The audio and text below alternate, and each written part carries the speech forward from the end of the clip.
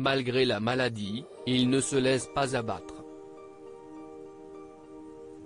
Invité sur le plateau de 20h30 le dimanche, Bernard Tapie a accepté de se confier sur son combat contre le cancer.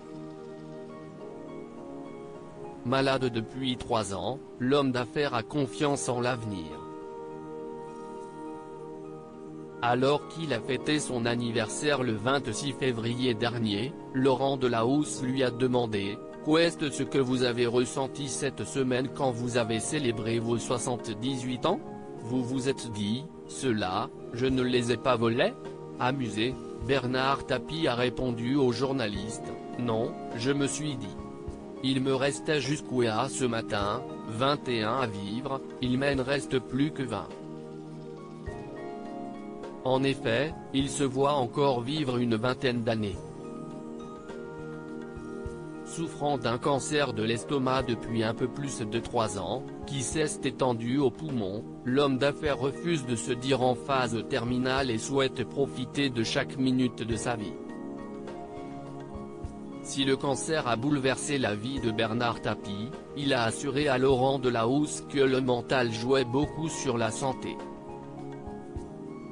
Il a en effet révélé, la tête, elle aide, mais la vérité, si est que si est un combat intérieur. Entre qui et qui? Des tumeurs qui vous sont hostiles, mais qui sont les vôtres, ce n'est pas un virus, et votre système immunitaire. Comment fonctionne-t-il? À l'énergie.